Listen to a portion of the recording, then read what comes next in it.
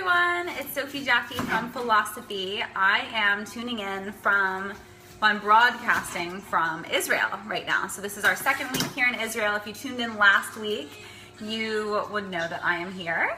We're in Tel Aviv, and today we're actually tuning in from a hotel, and you'll see them tagged in the title. If you want to check out where we are right now, we're oceanfront in Tel Aviv, right on the sea. And it's super beautiful here, but I had to kind of gather all the ingredients locally on my own. I barely know the language. It's been an adventure figuring out how to make this recipe for you guys tonight. So say hello, let me know where you're tuning in from in the world. We are here in Tel Aviv, as I said. I'm normally tuning in from Los Angeles. Feel free to ask questions throughout, to comment. Please keep it friendly and kind, and remember that I'm in my own kitchen. So normal life occurs. I don't wear a hairnet because I'm in my kitchen. I'm not making actual food for you. My family's here. It's 7 o'clock in Israel, so it's actually dinner time. So I've got a couple sous chefs today. My husband, Adi, who is chopping away, prepping some food. Say hi, Adi. Hey guys, how you doing? So Adi is actually from Israel, which is why we are here. Let me know, give me some hearts and some thumbs up if the service is good, if the Wi-Fi is good. Say hi to Leo and Kai. Say hi. Hi. Hi. So we are making shakshuka, which is a classic Israeli dish. All right. It's gonna be so yummy. I look forward to this dish every time I come to Israel, and it's just so delicious. Yay for Israel. So again, it is 7 o'clock here. We are tuning in from our hotel kitchen and doing the best that we can with the limited kind of resources and it not even being our own kitchen. So let me know if you have any questions. We're just gonna dive right in. It's a pretty simple recipe, and it can be, honestly, Adi, don't you think it could be made breakfast, lunch, or dinner? Well, I love having it anytime. It's classically a breakfast dish. Okay, so classically a breakfast dish, but I could have this breakfast, lunch, or dinner. It's savory, it's, it's got eggs, it's high in protein. This is technically a paleo recipe. It's really clean. It's just vegetables and tomatoes. And eggs, you mean? It's definitely not snowing here. It is evening, 7 o'clock here in Israel, and it's sunny, and it was actually raining this afternoon. So it was sunny this afternoon, and then around 5 p.m. started raining. So big rainstorm. If you go to my personal Instagram, sophie.jaffe, you'll see the rainstorm of where we are right now. It was lots of lightning and thunder, and I caught it on film. Cool. Poland in the house. Welcome. So we are making shakshuka. Let me turn the camera around. So we have all our yumminess coming. Let me tell you what we have and what you need to make this. You need bell peppers. Any color will do. I got orange and red. You need lots of tomatoes. I'll go through that. You need garlic. You need onion. You need crushed black pepper. You need paprika and cumin. And you need paprika, sweet paprika. You could add a little bit of cayenne pepper to this, optional cayenne pepper. So you want to chop up your onions, chop up your bell peppers, and that's the first thing that's going to go into the pan.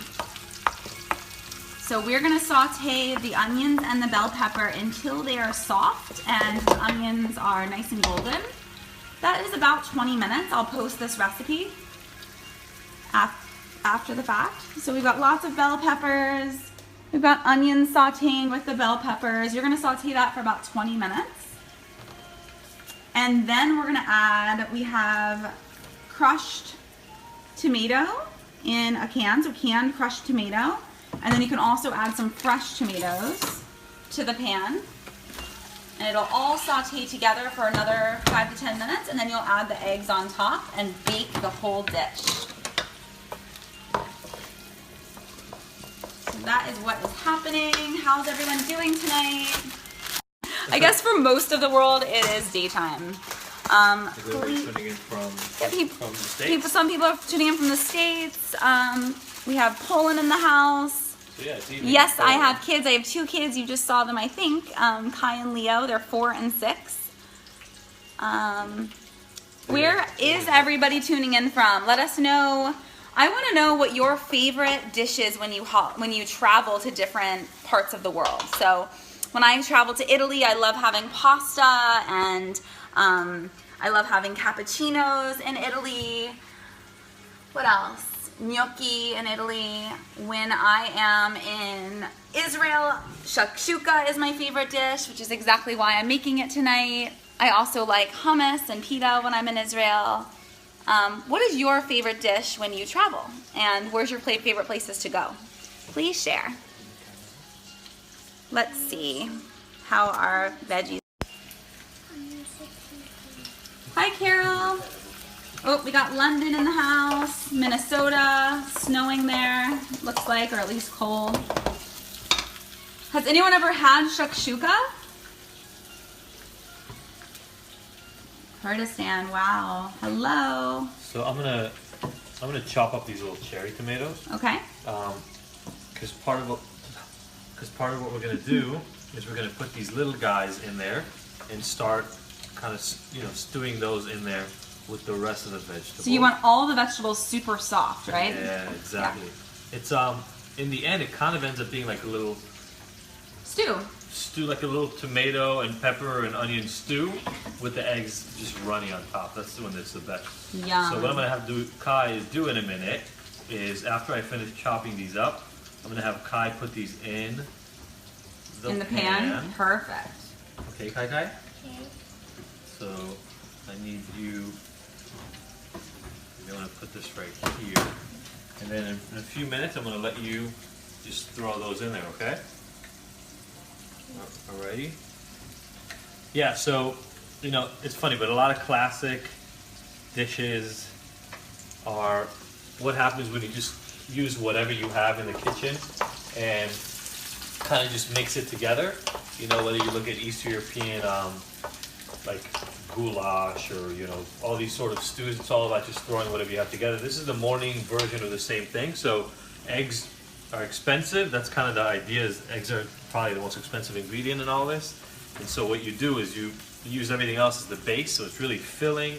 High in fiber, lots of vitamins. Look at the color of those tomatoes and the peppers. We know there's so many vitamins and nutrients in these vegetables. And then you add the eggs and the spices, and it's just the most perfect dish. Yeah, exactly. I think we've been here a week and we've had it twice, right? Maybe even 3 times? Yeah. I think we might have even had it 3 times already. Aya is saying that it's also an Oriental Arabic meal. I'm sure it is. Absolutely. Yeah, it's absolutely.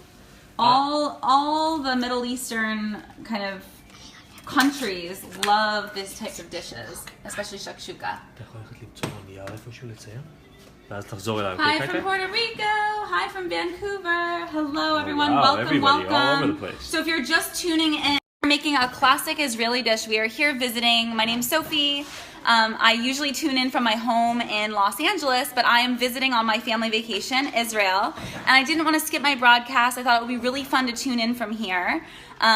Wi-Fi is definitely not the easiest thing, so I was hoping to maybe take you along to the marketplace, go to some classic places to shop, but it's just not easy with this, with the Wi-Fi. So we're making shakshuka in my hotel room.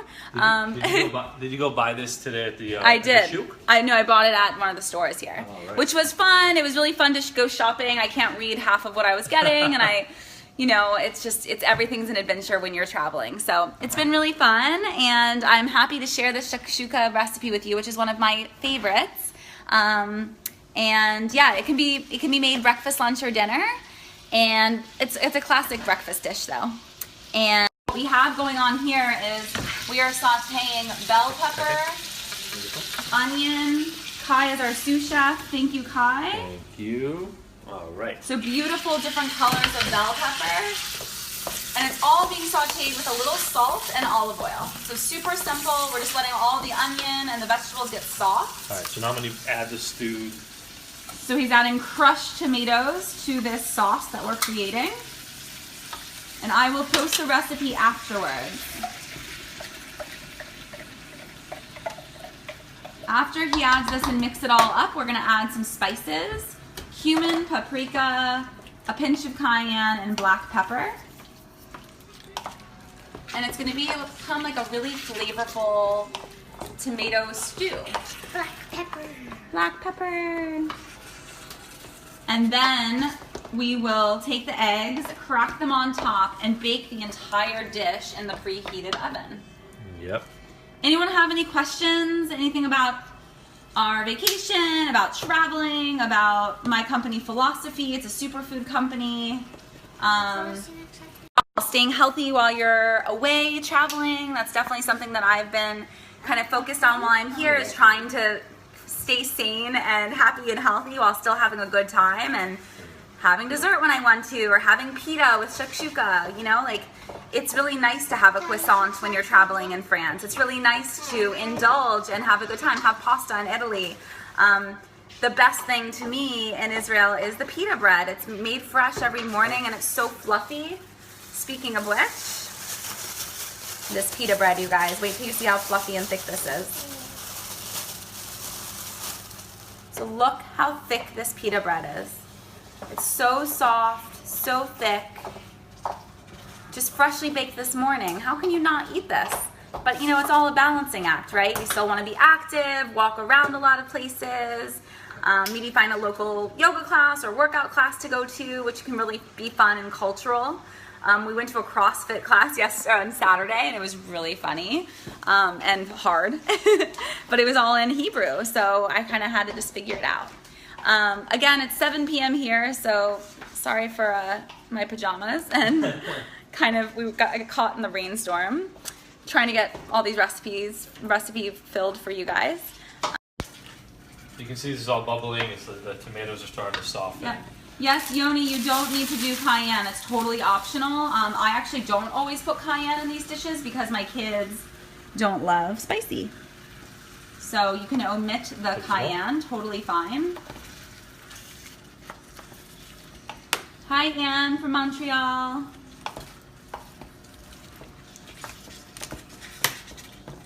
Yummy. So we've got everything going. So this is about 20 minutes that you want to leave it there sauteing. It's already been about 15, so I think we'll go ahead and crack the eggs on top now. All right. So we've got our eggs, and you can do, I'm going to do about, what do you think, we'll do 6 to 8 eggs? Probably 6. Yeah, I mean, it really depends on how many people you're serving. Probably, typically for this, I'd probably do 3 or 4 for this much kind of sauce and tomato bake. We were getting breakfast this morning at our hotel. They served shakshuka at the buffet. Like, that's how authentically common this dish is in Israel. It's a very common Middle Eastern dish. Yep. All right. Haifa. Wait, Tal, are you in Haifa or you're from there? So cool. Okay, so we've got the stew going. Now we're gonna crack the eggs on top. Yeah, so you want to kind of make sure that your base is spread across, the entire pan, right? Because you're gonna use the heat from that to really cook it. It shouldn't really be touching the bottom of the pan all that much. And then obviously you want to crack it whole so that you kind of full. Yum. Looking. Hello from Palestine. Mwah. Big peace sign. Love that.